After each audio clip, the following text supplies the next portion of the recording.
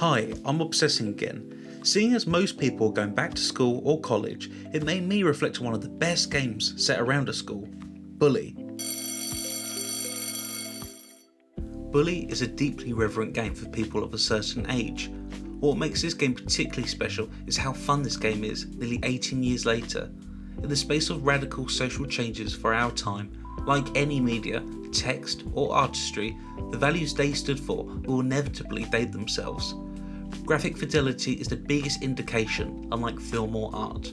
What I've always enjoyed about a Rockstar game, particularly in this game, was its sense of humour. Caricatures based on racial stereotypes may not yearn for today's audiences, but it's devilishly fun, politically correct or not. But this sole reason of charm cannot justify the long-standing legacy of this game. Did anyone ever tell you you're, hot? No thanks.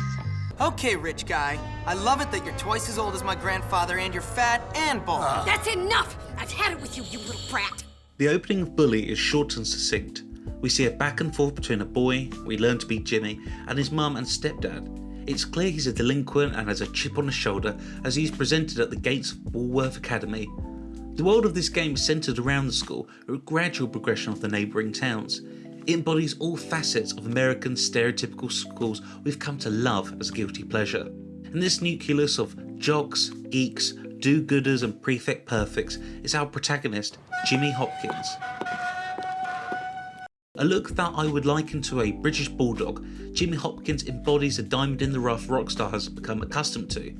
He's a square peg in a round hole when dropped into the ocean of navigating through high school. Anti-establishment with a sense of pride like a Robin Hood. His exterior might be harsh, but at the centre of him he's soft. Though I say that you can run riot by giving wedgies to all or kissing anything that moves. That was nice. Straight up awesome! The errand running missions navigates between pleasing all groups, even if Jimmy begrudgingly does it. He's a concoction of Ferris Bueller, Heath Ledger's Patrick in 10 Things I Hate About You, and John from The Breakfast Club.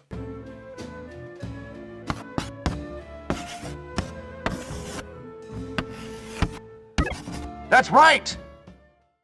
Replaying this game years later, I find staggering how well this game entices you with mundane chores and attending lessons.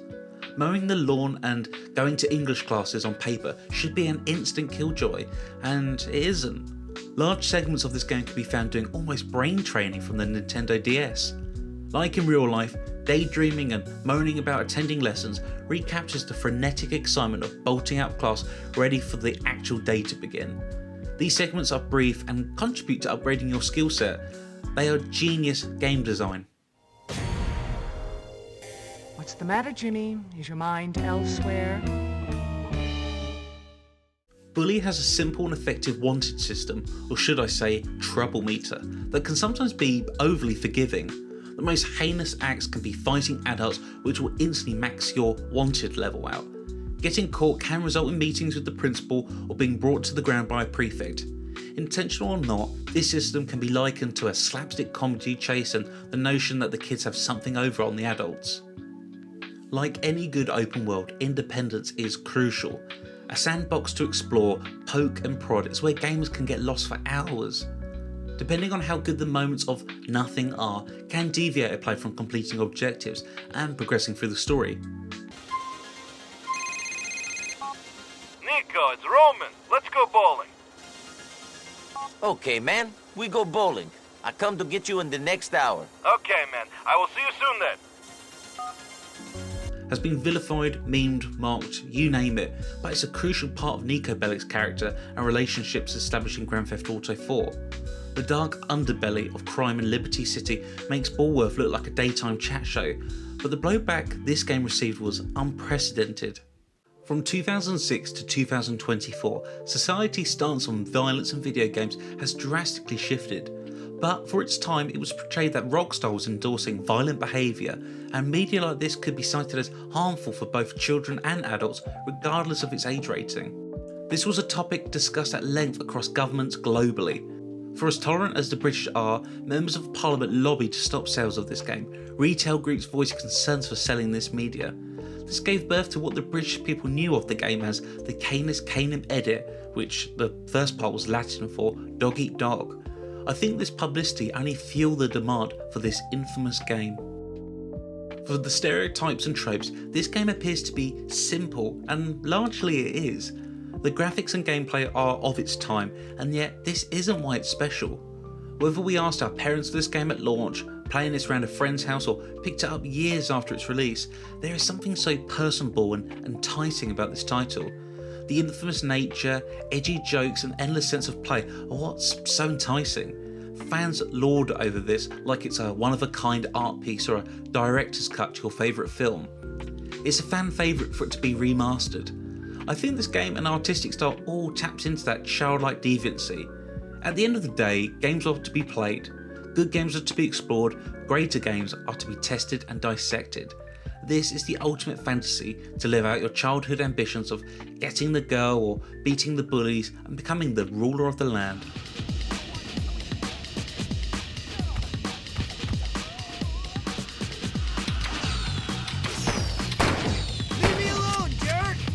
It would be a crime to not mention the arsenal at Jimmy Hopkins' disposal.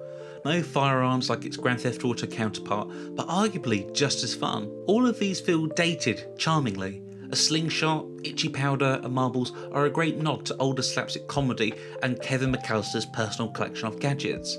Like any game, more progression equals more fun. The bottle rocket launcher is an extreme weapon for the school setting, but became part of my school equipment very quickly. In my videos, I look at the story, characters and themes. For something as poignant as this game is, it's hard to look at it without commenting on the blowback it received upon release. And like any media, portrayals can be called into light. Many fans are longing for the return of Jimmy. With the failure of the Grand Theft Auto Definitive Edition, a remake or highly polished remaster is proving to be more unlikely. It's an open sandbox with characters that lean on painful stereotypes that seem dated by today's standards. I think this game only really suffers from a mostly unmemorable cast, and typically this would be enough to deter me from playing. That gameplay loop of constantly rewarding, building and expanding before my eyes is a great hook.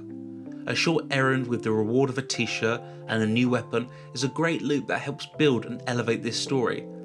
For some open worlds, it's very easy to dip in, dip out, and then the game becomes part of that mounting backlog you're yet to finish. It's why Rockstar is so masterful.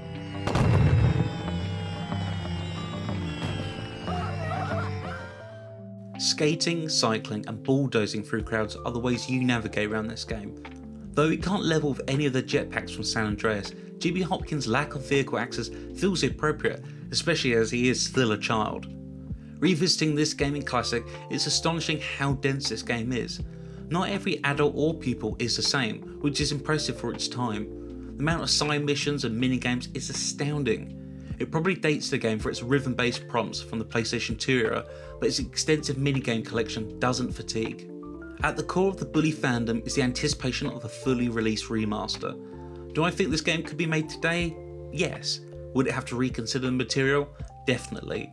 I can play and enjoy the game objectively, and while this game doesn't need a black card that issues a content warning, I just feel a handful of missions wouldn't be included. Take missions like Paparazzi. To summarise, take photos of a girl from the school in her gym wear, sneak into her dorm and take photos in the shower and her bedroom. These photos then become posters, published all over Bullworth, with even adults making lewd comments. Good thing my wife didn't see me looking at that. Another example would be Panty Raid, a teacher wanting a student's undies. The story, missions and characters are hardly Euphoria levels of darkness, nor as light-hearted as High School Musical, but for its tongue-in-cheek fun, boy-centred humour, these levels alone would need to be drastically retold or probably removed. It's a difficult subject, but I suppose how worse is it to kill sex workers in Vice City or kill a suffragette in Red Dead Redemption 2? Don't touch me, you perverted, twisted, sicko, peeping Tom, creepy son of a bitch! A constant question scratched at me throughout my playthrough. Why is Bully so reverent? It's simple story setups, simple play interaction, and an open world that's quite bleak and could easily hold this game back if you're thinking with a critical hat on. And yet all of this can be overlooked for what it does great: the sense of fun, devilish charm, giving people wedgies and stink bombs. It's a game that has an affinity with films such as Role Models, 40-Year-Old Virgin, Grown Ups and Step Brothers, and that's in just films alone. And to make note of those films, all from the 2000s, a selection of media towing the line, sometimes overstepping it for that deep belly laugh.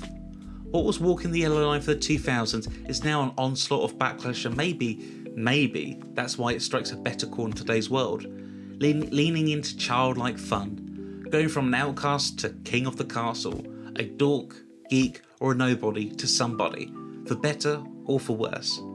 Jimmy Hopkins is a representation of stoicism in the playground setting. He's always looking out for the little guy, using his fists or bullish attitude to act as a sheriff, deploying deputies in all of his cliques. The rage of injustice makes him likeable, along with everyone's perception of who he is. Finally, Rockstar was able to hone in on a new setting, more quaint and wholesome than we used to. Extravagant missions lean into dramatic settings, but are thoroughly earned through engaging side missions and multitude of school drama and squabbles. Is this game dated? In ways, yes, but that's understandable.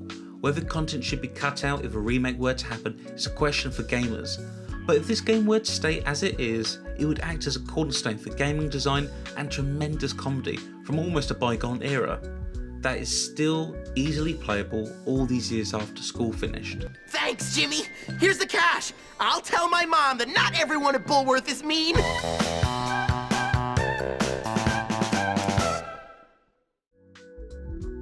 Thank you for letting me obsess again.